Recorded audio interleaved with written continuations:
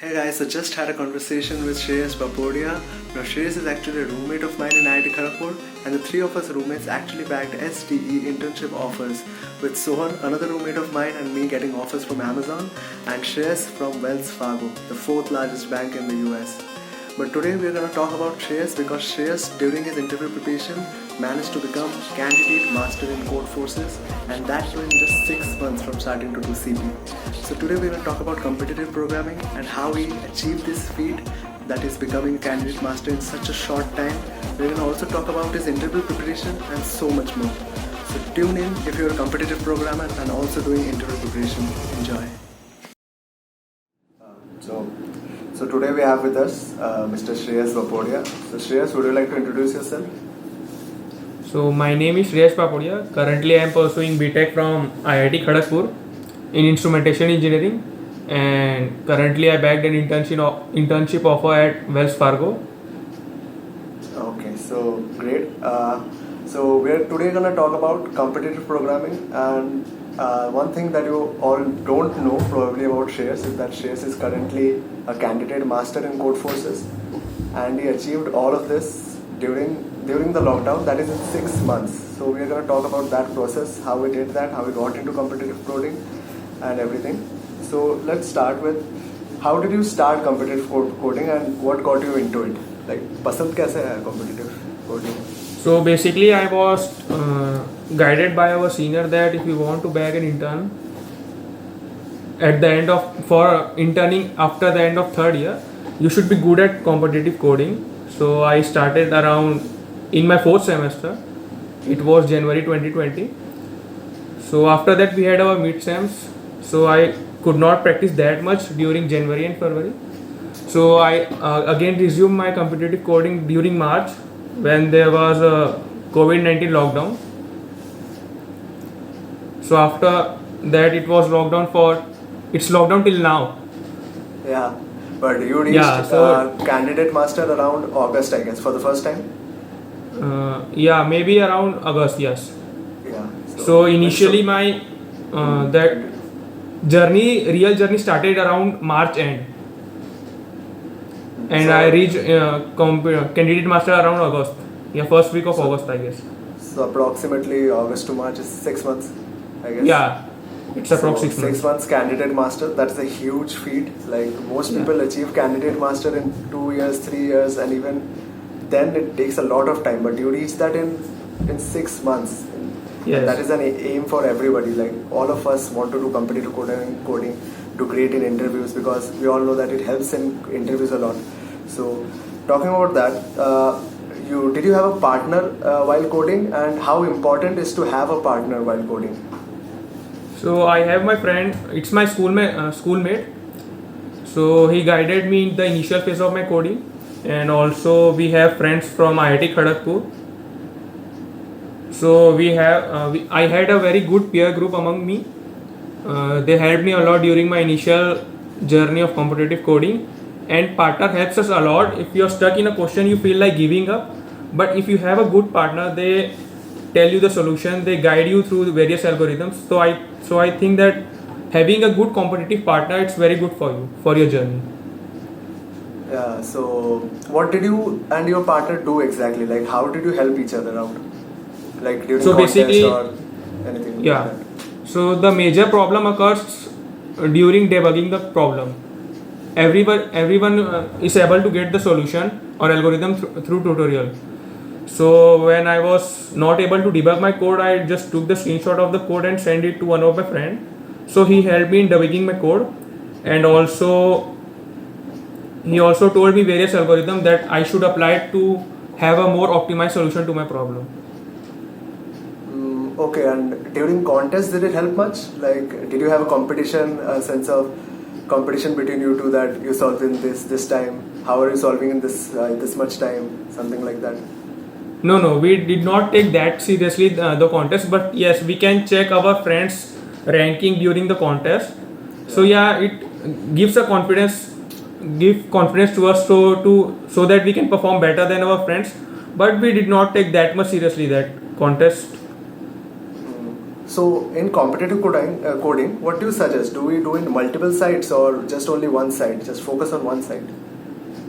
So if you want to practice, I would suggest that you practice only in one website, because what happens is that you start in a particular website and you solve all the easy questions, and when the medium and hard questions come, you think of giving it up and you start with new website. So at the end you just end up solving all the easy questions of various platforms. So that's not good. So I would suggest that you should solve only from one website, one or two, and you can give contest of various websites. Okay, so contests of various websites and practicing problems from only one website. Yeah, one or two maybe. Okay, so you followed Codeforces, right? Yeah, I followed Codeforces for both contest and practice both. So when did you get all full aggressive mode in competitive coding? Like, you're my roommate, so I know that you've been coding since January, February, but you were never fully into it. Like, you did it like once a week, twice a week, like one contest a week, twice a week. But then when did you get full aggressive into it that it helped you reach that code candidate master point in Codeforces? Okay, so there was no such any aggressive mode. I just used to solve 2 to 3 questions per day, and I gave each and every contest that occurred in a week. So there was no such any aggressive mode, but yeah, there was a target in my mind that first I was a newbie, then I became specialist, then expert. So yeah, the target was always there in my mind that I need to cross that barrier, this barrier.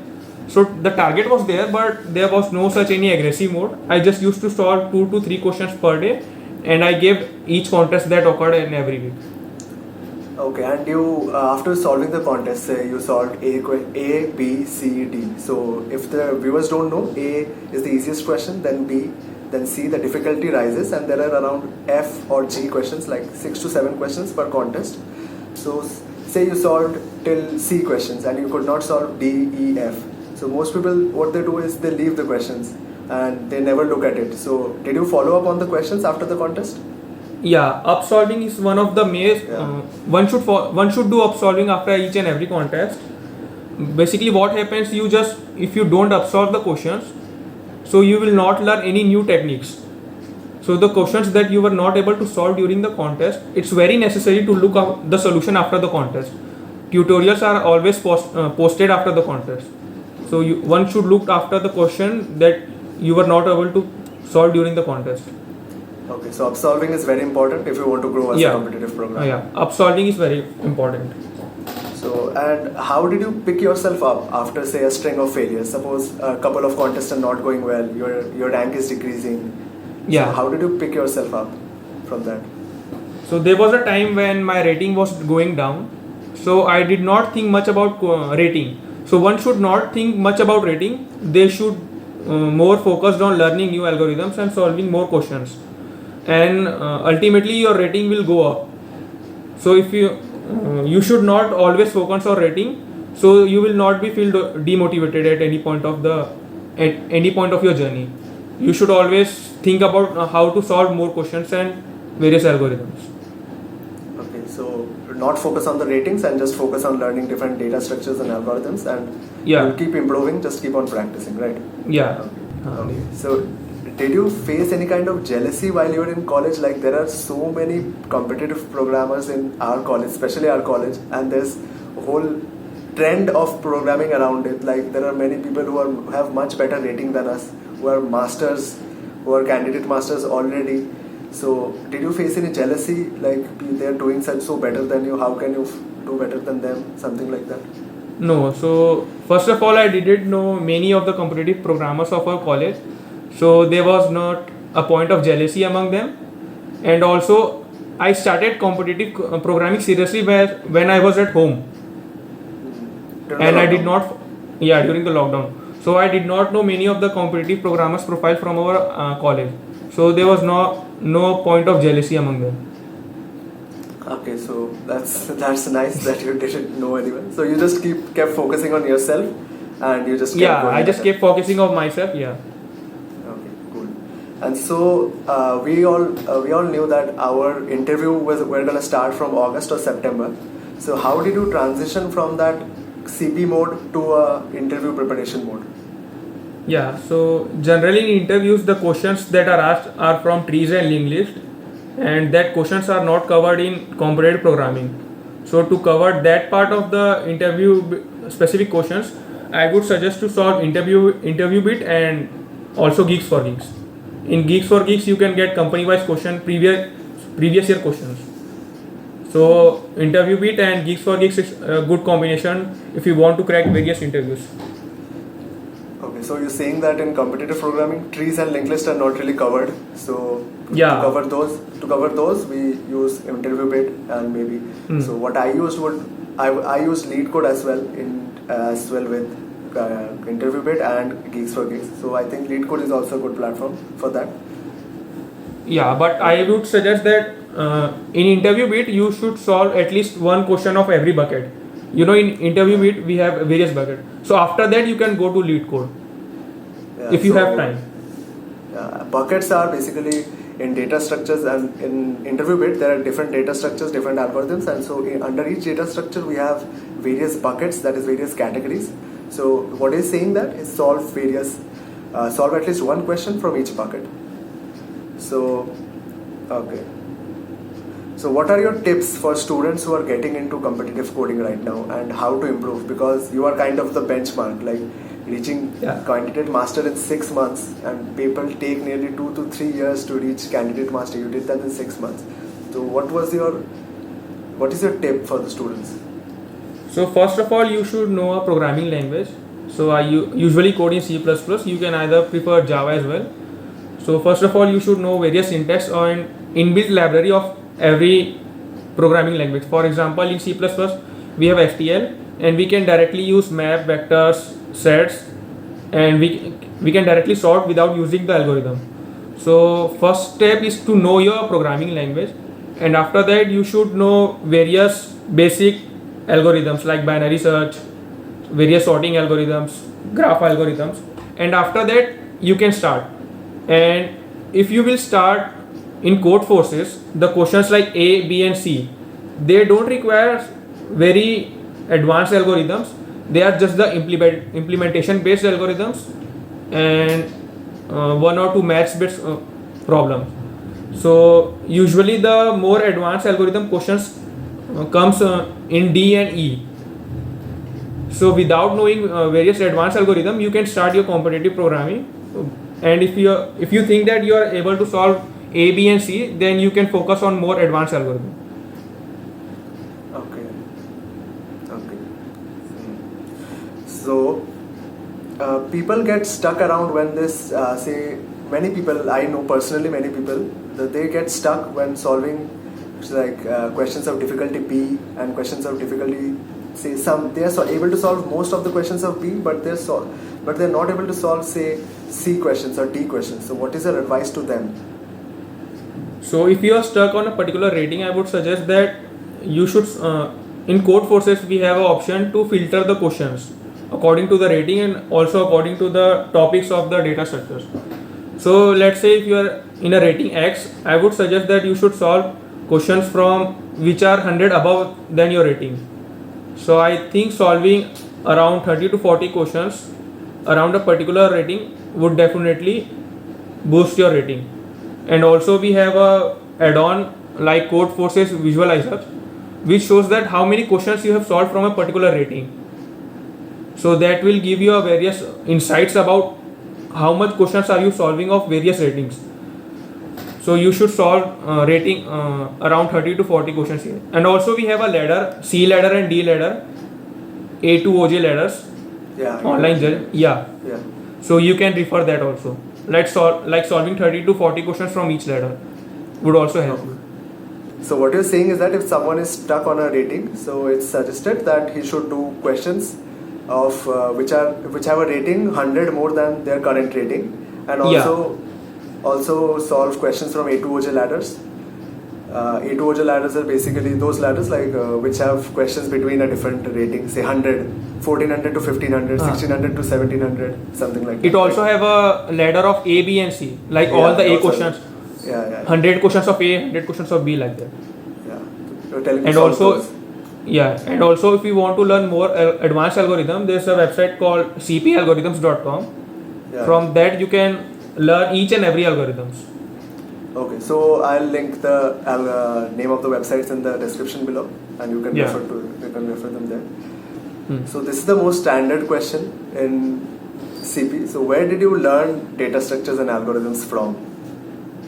Where did you actually learn them from the start? So yeah, so first of all, in every college we have a programming and data structure course in our first semester that teaches various syntax about programming language. So it's about only syntax and implementation based course.